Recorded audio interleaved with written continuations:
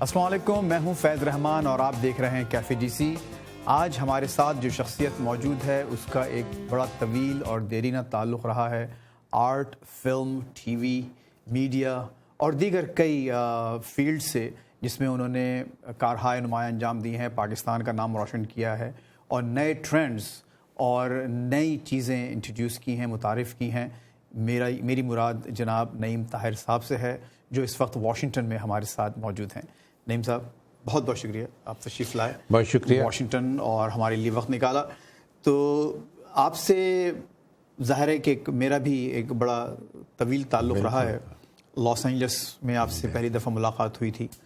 تو میں یہ چاہتا ہوں کہ آج کی ہم اپنی گفتگو کا آغاز اپنے لاس اینجلس کے زمانے سے کریں۔ آپ یہ بتائیے کہ آپ وہاں کیوں تشریف لائے تھے لاس اینجلس، کیا کیا آپ نے، اور وہاں جو ایک بڑا ہی ایک پائنیئر کام جو ٹی وی کے حوالے سے ہوا تھا، ذرا وہ بھی آپ ہمارے ناظرین سے شیئر کریں۔ بہت شکریہ فیض صاحب، آپ نے یہ موقع دیا کہ یہاں بیٹھ کے گپ شپ کی جائے۔ Absolutely. میری کیفیت اس شعر کی طرح سے ہے جو میری مدر ان لا بیگم حجاب امتیاز علی کا بڑا پسندیدہ شعر تھا، اور اکثر کہتی تھی کہ الصباح جو مردم بکار و بار روان، الصباح جو مردم بکار و بار روان، بلا کشان محبت بکوئے یار روان۔ واہ واہ واہ، جس کو تھوڑی سی ذرا ایک اردو بھی آپ دنیا میں کاروبار کرنے والے لوگ جب الصباح تیار ہو کے اپنے کاروبار کے لیے جاتے تھے تو جو محبت میں گرفتار تھے وہ کوئے یار کی طرف جاتے تھے۔ تو یہ جو آپ کوئے یار، آپ نے کاروبار کو چھوڑ کے کوئے یار کو کوئے یار ہی کو اپنا منزل بنا لی نا، تو کوئے یار ہمارا وہ تھا کریٹو۔ تو اس کو آپ نے جب بات کی لاس اینجلس میں، اس زمانے میں میں ایک کاروبار کر کے زندہ رہنے کی امریکہ میں جستجو میں تھا کہ کچھ پیسے کماؤں، کاروبار۔ یہ ہم 90s کی بات کر رہے ہیں، آپ 90s کی بات کر رہے ہیں، مڈ 90s کی۔ تو ایک دم سے مجھے یہ احساس ہوا، ایک سامنے آ کے کہا کہ جی میرا بیٹا صبح آیا اور اس نے مجھے کہا کہ نمستے ابا۔ تو وہ بڑا خوش تھا کہ شاید اس نے یہ سمجھا ہے کہ اس نے اپنے روٹس کو ٹچ کر لیا۔ بچہ بڑے فخر سے آگے کہ والد بڑے خوش ہوں گے کہ میں نے نمستے کہا ہے، ہیلو نہیں کہا، گڈ مارننگ نہیں کہا، میں نمستے کہا۔ تو مجھے یہ خیال ہوا کہ اگر اس طرح سے نمستے اپنی جگہ پہ ٹھیک ہے، لیکن وہ ایک اور کلچر ہے، وہ ایک اور روایت ہے، وہ ایک اور ملک ہے، وہ اپنی جگہ خوبصورت روایت تو ہمارے یہاں کی روایت ہے مختلف ہے۔ تو یہ سارا جو وہ سیکھ رہا ہے وہ انڈین ٹیلی ویژن سے سیکھ رہا ہے، اور انڈین ٹیلی ویژن کو اپنے روٹس سمجھ رہا ہے، اور ہم نے وہ ایک گیپ چھوڑ دیا ہے جس میں پاکستان کی قوم کو اپنے روٹس کی شناخت جو ہے وہ نہیں ہو رہی۔ تو میں اس سلسلے میں ایک دفعہ آ کے وہاں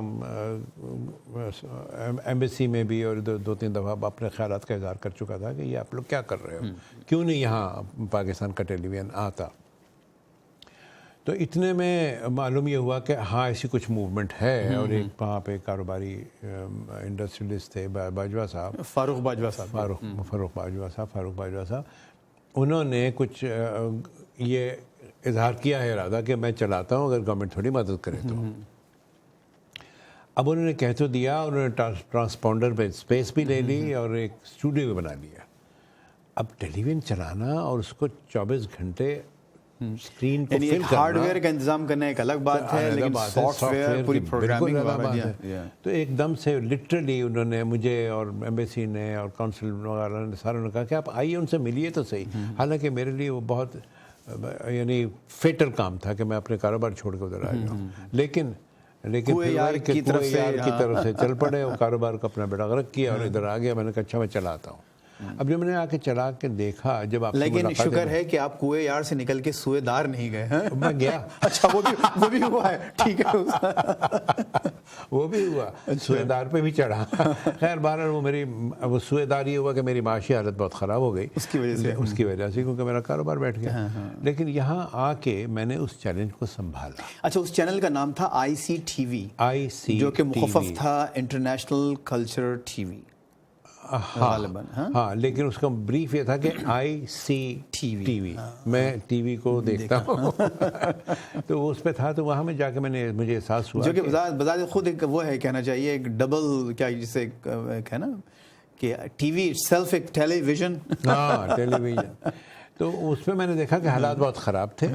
اس میں کوئی مجھے چیف آپریٹنگ آفیسر تو انہوں نے بنا دیا, لیکن میرے ساتھ جو سارا سٹاف تھا وہ یا چائنیز تھا یا میکسیکن تھا یا امریکن تھا.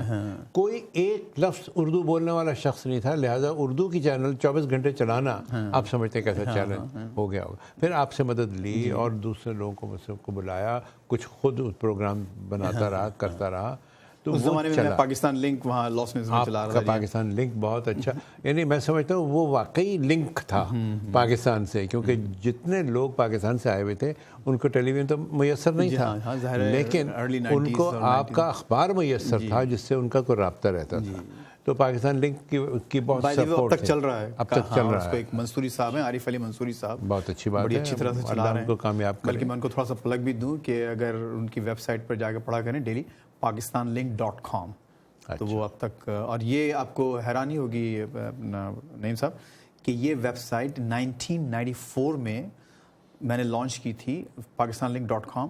اس وقت نیو یارک ٹائمز بھی ویب پر نہیں تھا. اچھا. That was very early stages in the what you call the era of internet. تو اس وقت سے ماشاء اللہ it's definitely the oldest Pakistani and the Muslim website on the internet. لیکن ایون یہاں پر بھی کئی جو ویب سائٹس ہیں ان سے بھی پہلے لانچ ہو گئی. بہت اچھی بات. تو چنانچہ اس کا یہ ہوا کہ پھر وہ باجوہ صاحب سے وہ نہیں چل سکتا تھا. اب میں اکیلا کتنا ٹیلی ویژن کو چلاتا. پھر مجھے کچھ ڈیمانڈ آنی شروع ہو گئی پاکستان سے کہ واپس آؤ. کچھ میرا اپنا ریسرچ کا کام تھا جو انڈس ویلی پہ میں کر رہا تھا, 10,000 years of the people of the Indus valley, کیونکہ آرکیولوجی پہ تو کام ہوا ہے لیکن عوام پہ, لوگوں پہ نہیں ہوا. تو وہ میں کام کر رہا تھا. یہ سارا بہت حرج ہونے لگ گیا. تو میں نے ان سے کہا باجوہ صاحب سے, میں نے کہا کہ آپ پی ٹی وی سے مقدمہ بازی بند کیجیے, اور میری گزارش یہ ہے کہ آپ ان کے حق میں دستبردار ہو جائیے اور پی ٹی وی کو آنے دیجیے, کیونکہ یہاں پہ ان کے وسائل ہیں, ان کے پاس پروگرامنگ ہے, تو پی ٹی وی کو آ جانا چاہیے. تو پھر وہ آئی سی ٹی وی بند ہو گیا تھا, اور جو پہلا پاکستانی اردو ریگولر چینل جو ہے وہ prime T V P T V کے نام سے یہاں آ گیا تھا. تو یہ سمجھیے ایک چھوٹی بہت ہماری نہیں کافی مفید گفتگو ہے یہاں پر, اسپیشلی وہ لوگ جو کہ یہاں پر پاکستانی کمیونٹی کی تاریخ کو, ان کی اسٹرگل کو اور ان کے پروگریس اور ایڈوانسمنٹ کو سمجھنے کے لیے جب بھی دیکھیں گے تو یہ چیزیں ضرور ان کے سامنے آئیں گی کہ یہاں پر ان حوالوں سے کیا کام ہوا ہے. لیکن فیض صاحب اس سے بہت زیادہ کام کرنے کی ضرورت ہے. ابھی تک جو کام ہوا آپ کے انیشیٹو سے ہوا پاکستان لنک کے, اور پھر یہ کچھ ہوا, اب ایک ٹیلی ویژن بھی آ رہے ہیں. لیکن قومیں اپنا امیج سنوارنے کے لیے اور دوسرے ملکوں میں اپنا ایک بیلنسڈ امیج دینے کے لیے اس سے بہت زیادہ کرتی ہیں. ہر قوم میں کچھ کالی بھیڑیں ہوتی ہیں, کچھ برا ہوتا ہے, کوئی اچھا ہوتا ہے. اب انفارچونیٹلی پاکستان کا جو امیج ہے وہ ٹوٹلی کچھ ٹیرر بریڈرز کی طرف سے ہو گیا ہے. حالانکہ پاکستان انتہا پسندانہ ہو گیا. حالانکہ پاکستان کی جو نیشنل روایت ہے 10,000 سال کی, وہ امن کی ہے. ہر ایک کے ساتھ امن سے رہا ہے. انڈس ویلی سے لے لیجئے, اس کے بعد ایرین ہندوز آئے, وہ رہا. بڑی ایک مختلف بات کی, 10,000 سال کی آپ تاریخ کی ذکر کر رہے ہیں, حالانکہ ہم میں سے بہت سے لوگ جو ہیں وہ اس تاریخ کو کافی مختصر کر کے بتاتے ہیں. میرا حوالہ آپ سمجھ رہے ہوں گے. میں آپ سے درخواست کروں گا کہ آپ ضرور میری کتاب امیزون پہ مل جاتی ہے. جی فرمائیے کیا نام ہے, اور اس کو کس طرح سے لوگ order. 10,000 years of the people of Indus Valley. اچھا, انڈس ویلی میں ضروری نہیں ہے کہ صرف پاکستان کے موجودہ علاقے ہی آئیں. وہ جو تہذیب ہے وہ تو گنگا جمنا تہذیب ایک ہے. بہرحال وہ بات کی ہے. انڈس ویلی جو ہے اس کا 90 بلکہ 95% خطہ جو ہے وہ پاکستان اس وقت پاکستان میں ہے. ایرین تہذیب جسے آپ گنگا جمنی کہتے ہیں, یہ تو 1500 BC میں آئی ہے. انڈس ویلی کی جو تہذیب تھی یہ 4000 BC میں اپنے عروج پہ پہنچ گئی تھی. یعنی آپ اس میں موئنجو-ڈارو کو بھی شامل کر رہے ہیں, موئنجو-ڈارو تو اس کا کیپٹل تھا. یہ تو مہر گڑھ سے شروع ہو جاتی ہے.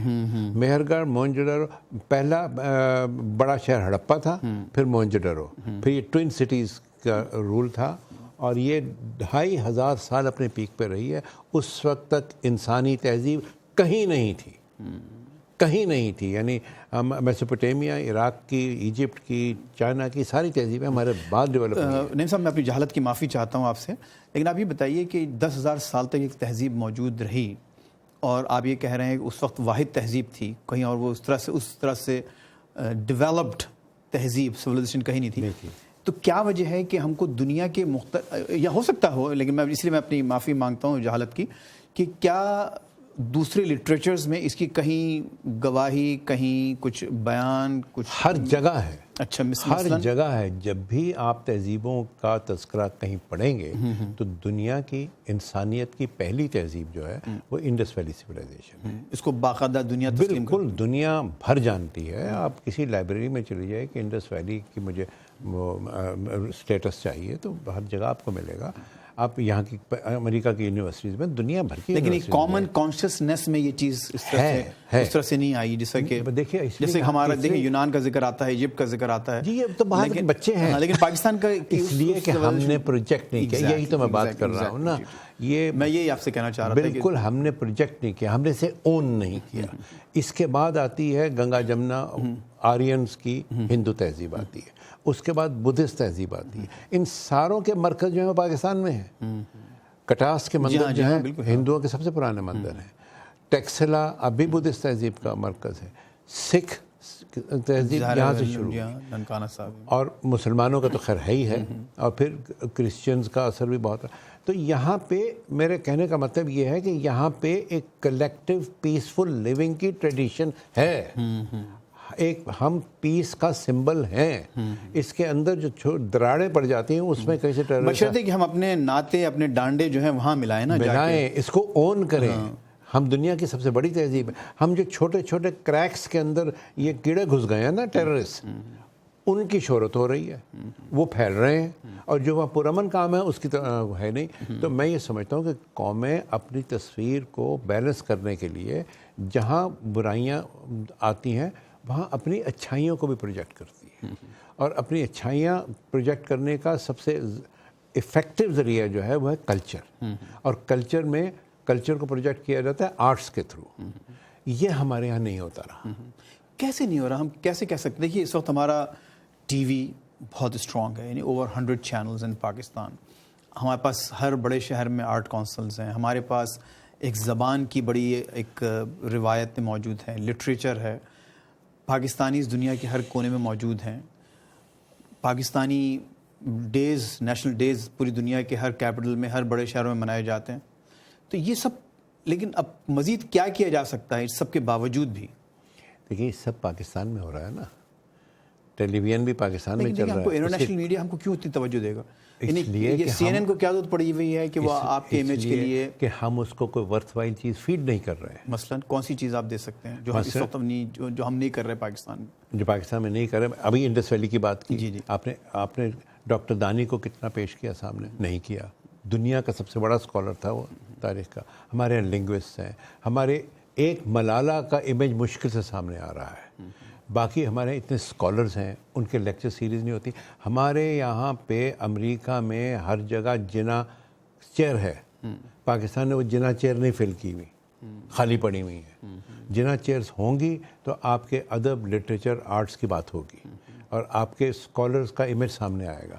ایک چیز جو بہت میں سمجھتا ہوں اب بہت ضروری ہے وہ یہ کہ یہاں واشنگٹن میں آپ کے پاس عمارت موجود ہے، ایک تاریخی عمارت موجود ہے. اس پہ hold your thought, this is very important thought. چھوٹا سا ایک بریک لینا ہے ہم کو. تو بریک سے آنے کے بعد یہی ایک اس پہ گفتگو ہوگی کہ یہاں پہ جنا سینٹرز کی جو آپ نے بات کی، یا جنا چیئرز جو کہ خالی پڑی ہوئی ہیں، اس کے لیے فنڈنگ نہیں ہے. تو اس بات کا کیا امکان ہے اور کیا گارنٹی ہے کہ جنا سینٹرز بنائے جائیں گے اور اس کو پراپر فنڈنگ کے تحت چلایا جائے گا؟ اس دلچسپ گفتگو کو اس چھوٹے سے وقفے کے بعد جاری رکھیں گے. Please stay with us. We'll be right back. Thank you. Balance تو آپ جیسے قرآن پاک میں بھی ہے کہ بیلنس پیدا کرنا ہی کائنات میں کامیابی کی بات ہے. ساری کائنات کو بیلنس، توازن کی بات ہے. تو ہم اس چیز میں ابھی تک کامیاب نہیں ہوئے ہیں کہ ہم اپنی پالیسی میں وہ توازن پیدا کریں کہ فنون لطیفہ، arts, culture, literature, libraries, research, اس میں جو پاکستان کام کر رہا ہے اس کو آگے بڑھائیں. Thank you, welcome back. تو آج ہمارے مہمان نعیم طاہر صاحب ہمارے ساتھ موجود ہیں اور ہم نے ایک بہت ہی دلچسپ نقطے پہ یہ بریک لیا تھا. واپس آپ کے اس تھاٹ پر چلتے ہیں کہ آپ نے فرمایا کہ فرسٹ آف آل جینا چیئرز دنیا کی ہر بڑی یونیورسٹی میں موجود ہے لیکن وہ خالی پڑی وہاں پر کوئی پراپر اسکالر موجود نہیں ہے. اور اس کی جو بہت بڑی مثال ہے کولمبیا یونیورسٹی، جو کہ ایک بہت بڑا نام ہے. وہاں کی کولمبیا چیئر جس میں قائد اعظم چیئر کے نام سے وہاں پر کوئی خالی پڑی ہوئی ہے، کافی عرصہ ہو گیا. برکلے میں خالی پڑی ہوئی ہے، کئی جگہوں پہ خالی پڑی ہوئی ہے. جب ہمارا اسکالر یہاں نہیں ہوگا تو آپ کا انٹلیکچوئل ایکسپوجر کیسے ہوگا؟ اچھا، یہ تو بہت معمولی سی کامن سینس کی بات ہے کہ خالی کیوں چھوڑ دیا لوگوں نے؟ اس لیے کہ پرواہ نہیں ہے، پولیٹیکل اور دوسری طرف توجہ رہتی ہے، اپنی امیج بلڈنگ کی طرف فوکس نہیں ہے. اچھا، پھر اس کے بعد آپ یہ دیکھیے کہ بہت سی یونیورسٹیز میں اردو کی چیئرز ہیں جس میں اگر پاکستانی نہیں بھی ہیں تو بھی انہوں نے وہاں لائبریریز بنا رکھی ہیں کیونکہ اردو سبجیکٹ وہ پڑھاتے ہیں. وسکونسن میں ہماری تہذیب پہ، جس میں ابھی میں انڈس ویلی کی بات کر رہا تھا، مارک نوئر نے بہت بڑی تحقیق کی، اس کی کتابیں ہیں انڈس ویلی پہ، اسی طرح ہارورڈ میں ہیں، لیکن کوئی لنکنگ چیز نہیں ہے، بہت چیزوں کو سامنے نہیں لایا جا رہا، ایک مربوط کوئی کوشش نہیں ہو رہی ہے. اسکیٹرڈ ہے، ادھر ادھر چیزیں پڑی ہوئی ہیں اور بہت عالیشان چیزیں ہیں لیکن کوئی مربوط نہیں. میں کوشش اسی نہیں کے کی لیے تجویز کر رہا ہوں کہ یہ جو ہمارے پاس ایک عمارت پاکستان کے پاس موجود ہے، تاریخی عمارت ہے واشنگٹن میں، اس کو جنا سینٹر کے طور پہ ایکٹیویٹ کیا جائے، اس میں یہ ربط پیدا کیا جائے. اور اس کے علاوہ دیکھیے کلچرل ڈپلومیسی یا کلچرل ریلیشن جو ہیں یہ بہت بڑا ہتھیار ہے ملکوں کا، رشیا کا، چائنا کا، انڈیا کا. جو ملک اپنا نام پیدا کرتے ہیں، اب دیکھیے ہزار برائی انڈیا میں بھی ہے، چائنا میں بھی ہوگی اور ملکوں میں بھی ہوگی، لیکن جب اس کے مقابلے میں بہت سے بیلے ڈانس آ جاتا ہے یا فلم اچھی آ جاتی ہے یا کوئی بڑا اداکار ٹور کرنے لگ جاتا ہے یا کوئی بڑا موسیقار روی شنکر آ جاتا ہے یا نصرت فتح علی آتا ہے، تو لوگ باقی برائی کو تھوڑا سا بھول جاتے ہیں اور اچھائی کی طرف توجہ دیتے ہیں. تو یہ بیلنس اور پوائنٹ آف ریفرنس جو ہے آپ کا، وہ بڑی شخصیت، بڑا واقعہ بن جائے. بیلنس تو آپ جیسے قرآن پاک میں بھی ہے کہ بیلنس پیدا کرنا ہی کائنات میں کامیابی کی بات ہے. ساری کائنات کو بیلنس، توازن کی بات ہے. تو ہم اس چیز میں ابھی تک کامیاب نہیں ہوئے ہیں کہ ہم اپنی پالیسی میں وہ توازن پیدا کریں کہ فنون لطیفہ، arts, culture, literature, libraries, research, اس میں جو پاکستان کام کر رہا ہے اس کو آگے بڑھائیں. اچھا نعیم صاحب، اس میں ایک وجہ تو آپ نے فرمایا کہ وہاں پر ایک خلفشار کسی کیفیت ہے، فائر فائٹنگ ہے، وہاں کے جو حکمراں لوگ ہیں وہ روز ان کے سامنے ایک نیا مسئلہ درپیش ہوتا ہے. ٹرف وار بھی ہے. ہاں، ٹرف وار بھی ہے، ایک دوسرے کی ٹانگیں کھینچنے میں لگے ہوئے ہیں. اور پاکستان سے باہر کیا ہو رہا ہے پاکستان کے حوالے سے وہ بہت کم لوگوں کو وہاں خبر ہے، اور جب خبر ہی نہیں ہے تو پھر وہ کرنا کیا چاہیں گے اس بارے میں. تو آپ یہ بتائیے کوئی ایسی لانگ ٹرم چیزیں جو کہ ایک بحیثیت ایک ادارے کے وہاں موجود ہوں اور اس پر ان ٹرف وارز کا، جیسے کہ آپ نے فرمایا، یا اس فائر فائٹنگ کا، یا جو چھوٹے موٹے روزمرہ کے مسائل ہیں، سیاسی مسائل، ان کا اثر ہوئے بغیر وہ ادارہ اپنا کام کرتا رہے، ایسی کوئی تجویز وہاں ہے؟ کوئی ادارہ آلریڈی موجود ہے جو کہ دنیا میں پاکستان کے جو ایک ثقافتی تشخص کو اجاگر کرے، سامنے لے کے آئے؟ اور جیسے کہ آپ نے فرمایا کوئی ایسی شخصیات کو باہر بھیجے ایمبیسی سے ہٹ کے، یعنی ایمبیسیز میں ٹھیک ہے چھوٹے موٹے فنکشنز ہو جاتے ہیں لیکن اس کے علاوہ ایک گرینڈ لیول پہ کس طرح سے ان چیزوں کو پروموٹ کیا جا سکتا ہے؟ فیض صاحب دیکھیے، یہ کانسیپٹ جو ہے نا، اس پہ کئی رپورٹس تیار ہوئی تھیں. سب سے پہلے ایک جسٹس ایس اے رحمان نے رپورٹ کی، پھر سید امتیاز تاج صاحب نے رپورٹ کی، پھر فائنلی فیض احمد فیض صاحب کی رپورٹ تھی، جس کے بعد یہ national council of the arts اور دوسری آرٹس کونسلز بنی تھی. یہ ساری ذمہ داری بنیادی طور پہ national council of the arts act 1973 میں نیشنل کونسل کو دی گئی تھی. لیکن جیسے ہی نیشنل کونسل بن گئی، اس پہ حملہ ہو گیا پولیٹیشنز اور بیوروکریٹس کا، اور جو انٹلیکچوئل تھاٹ بنانے والے تھے، ایون فیض احمد فیض صاحب کو بھی ایک سائڈ پہ کر دیا گیا تھا. جن لوگوں کا کانسیپٹ تھا وہ ہٹ گئے اور اس کو ایک بیوروکریٹک طریقے سے منظم کر دیا گیا. اتنے grade, 17 grade, 18 grade, 19 grade, 20 grade, وہ اچھی بات ہے، بیوروکریسی کے لیے ٹھیک ہے، لیکن اس قسم کے آؤٹ اسٹینڈنگ ایکسٹراڈنری کام کے لیے آپ گریڈوں کو باپ کے اگر چلیں گے تو پھر نہیں ہوتا. احساس مروت تو کچل دیتے ہیں حالات ایک ڈفرینٹ سینس میں, لیکن بالکل بات وہی یہی ہو جاتی ہے. تو ایسی صورتحال میں پھر وہ بنی نہیں, آپ کو پتہ ہے 18 سال پڑھی رہی, کوئی نہیں بنایا, پھر مجھے بلایا گیا تو میں نے الحمدللہ 18 مہینے وہ بنائی. اور وہ اس کے بارے میں کچھ آپ بتائیے کہ کس طرح سے. دیکھیے وہ چیلنج یہ تھا کہ فیض صاحب کی رپورٹ کے بعد ایک national council of the arts کا کانسیپٹ تو آ گیا, لیکن پھر بے نظیر صاحبہ نے اس کے لیے زمین دے دی. اب زمین دینے کے بعد وہ بالکل بہت اچھی لوکیشن تھی اینڈ پریزیڈنٹ ہاؤس کے سامنے مقام. اب وہاں پہ آگئی بیوروکریسی کا چھاپا پڑ گیا اس پہ, اور اس کو ایک ٹھیکہ دے دیا گیا, اور وہاں ایک گدھا اور ریڑھا بیڑا کھڑے رہتے تھے, ٹھک ٹھک ٹھک ٹھک کرتے تھے, اور بنیادوں تک وہ پہنچے, اور بنیادوں کے بعد اس پہ پانی کھڑا ہو گیا اور سبسکائی جمع ہو گئی, اور وہ ایک کہلاتا تھا دی آئس ہور آف اسلام آباد in front of president house. تو بہرحال بہت لمبی کہانی ہے, آپ کا ٹائم بڑا کم ہے. فائنلی کچھ ایسا ہوا کہ گھوم گھام کے نظر مجھ پہ پڑ گئی, اور مجھ سے پوچھا گیا کہ تم کیا کر سکتے ہو. تو میں نے ان کو یہی جو باتیں میں آج کر رہا ہوں, کلچر ڈپلومیسی کی, کلچرل انڈرسٹینڈنگ کی, اور آرٹس کی ڈیولپمنٹ کی, میں نے یہ بات کی. تو انہوں نے کہا کہ یہ تنظیم اس کو دے دو, اور پہلا چیلنج یہ تھا کہ عمارت بنا کے دو. پھر میں نے وہ نیشنل آرٹ گیلری بنائی, 18 مہینے میں بنائی, جو 18 سال سے نہیں بنی تھی. اور اس کے بعد اس کا ایک پروگرام بنایا. اب الحمدللہ اس کو دنیا کی 10 بہترین گیلریز میں سمجھا جاتا ہے. ہلری کلنٹن گئی تو انہوں نے خود طے کیا کہ وہاں پہ سارے پروگرام ہونے چاہیے. اسی طرح سے سب لوگ جاتے ہیں, دیکھتے ہیں. تو 1,43,000 اسکوائر میٹر کی کنسٹرکشن, اسپیشلائز کنسٹرکشن 18 مہینے مکمل ہوئی, اور میں نے یہ ٹارگیٹ اچیو کیا کم از کم. جی وہ ایک گیلری نہیں, اس کے اندر 14 گیلریز ہیں, اور ہالز ہیں, سیمینار رومز ہیں, اور بہت کچھ ہے. تو وہ ساری کی ساری اس کو پھر میں نے ایکٹیویٹ کیا. 1,000 بندہ روز اس کا وزٹر کا میں نے اس مقام تک پہنچایا اس کو. لیکن وہ ظاہر ہے کہ آپ کو پروگرامنگ, اور پھر اس کے ساتھ میں نے کلچر ڈپلومیسی شروع کی. تو اس دوران آپ کے وقت میں 1,000 لوگ روزانہ اس کو وزٹ کرتے تھے, اور 12 ملکوں میں نے کلچر. آج کل کی اسٹیٹسٹکس سامنے ہیں کچھ آج کی کیا نہ کہلوائیے. اچھا نہ کہلوائیے, کہ میں نے پوچھا تو انہوں نے کہا وزٹر بک ہٹا دی, کوئی آتا نہیں ہے. واٹ اے شیم. تو 12 ملکوں میں ہم نے کلچر ڈپلومیسی کی. یہاں کینیڈی سینٹر سے میں نے 3 سال کا معاہدہ کیا کہ پاکستانی کلچر کو پریزرو کیا جائے گا. اسی طرح سے رشیا میں کبھی کوئی طائفہ آیا اس کے, آپ کے اس کے 3 پروگرام انہوں نے کیے یہاں پر کینیڈی سینٹر میں. اچھا ایک طائفہ میں لے کے آیا, تو 2 انہوں نے خود پروڈیوس کیے پاکستان کے. اچھا کینیڈی سے. اس کے بعد وہ ختم ہو گیا, پتہ نہیں کہاں چلا گیا. اسی طرح سے رشیا میں, چائنا میں ہمارے آرٹسٹوں نے ایشیا کی سب سے بڑی ٹرافی جیتی. مجھے اب ڈیزگنیٹ کیا گیا as minister of culture, culture ministers conference of Asia. اس پہ پھر ہم نے پریزنٹیشن کی, وہاں بہت اچھا پروگرام ہوا. اور پھر میرے ہاتھ سے بہت سے پودے وہ جو ہوتا ہے لگوائے جاتے. تو یہ سب کچھ ہوا, اور اس کو ہوتا رہنا چاہیے تھا. لیکن جب حکومتیں جاتی ہیں تو ان کا برا کام اچھا کام سب ہٹ جاتا ہے, اور نیا کام شروع ہو جاتا ہے.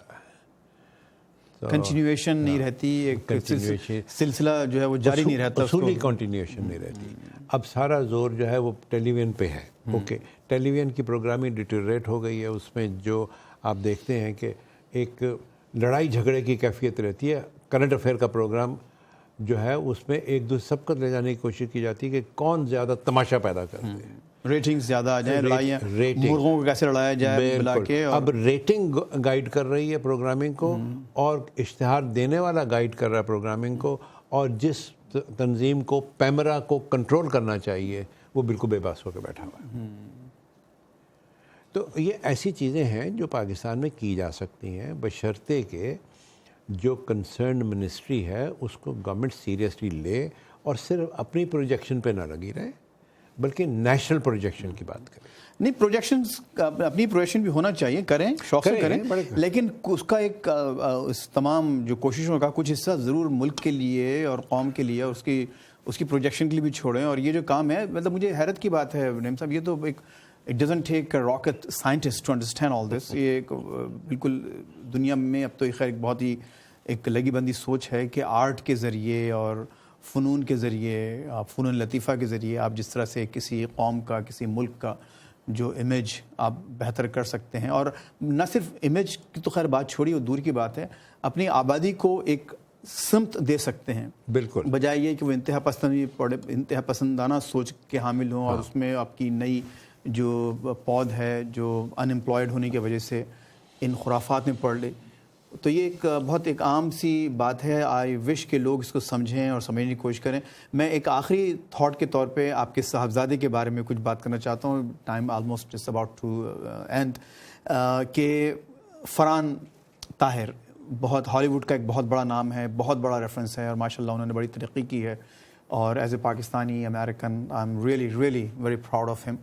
تو فرحان کے بارے میں آپ کچھ فرمائیے کہ واٹ یو فیل اباؤٹ ہم. Of course you feel great about ہم. That's not a good you know but how I feel very proud of him. Yes. I feel very proud of him. اور اس میں وہ ساری باتیں ہیں جو میں نے پہلے شعر میں کہی تھی کہ مردم بکاروبار روان وہ کوئی یار روان. اس نے یہاں کیا اکنامکس میں برکلے سے، اور اس کے مجھے کہا کہ ابا جو آپ نے کہا تھا میں نے کر لیا، اب میں وہ کرنا چاہتا ہوں جو میرا جی چاہتا ہے. اور بہت بڑا چیلنج ہوتا ہے. تو میں نے کہا تمہارا کیا جی چاہتا ہے؟ کہتا ہے جو آپ کرتے رہے. میں گھبرا گیا. میں نے کہا کہ اس ملک میں اس سکن کے ساتھ، اس بیک گراؤنڈ کے ساتھ تم کہاں کر رہے. لیکن الحمدللہ اس نے اتنی محنت کی کہ میں اگر تذکرہ کروں تو آپ کو حیرت ہوگی کہ اس نے لوڈر بن کے اپنے آپ کو سروائیو کیا ہے.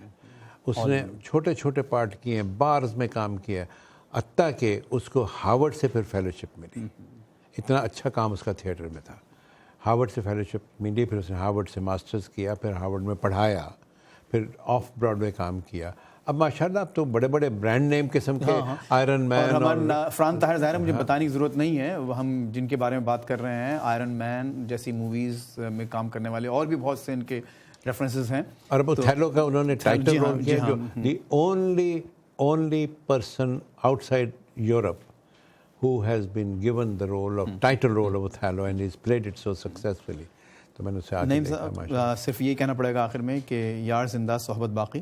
تو انشاءاللہ تعالیٰ آپ سے ضرور دوبارہ بات چیت رہے گی. آپ جیسی شخصیات کے ساتھ بیٹھ کے گھنٹوں گزارے جا سکتے ہیں، لیکن افسوس کہ کیمرہ جو ہے وہ صرف آدھا پون گھنٹے سے زیادہ نہیں لے سکتا.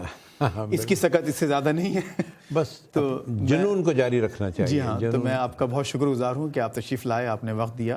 آپ کی اہلیہ بھی موجود ہیں اس وقت وائس آف امریکہ میں، لیکن یہاں پر موجود نہیں ہمارے ساتھ اسٹوڈیو میں. بہت بہت شکریہ. امید ہے آپ کو ہماری یہ گفتگو پسند آئے گی. نیکسٹ ویک انشاءاللہ پھر ملاقات ہوگی. فیض رحمان کو اجازت.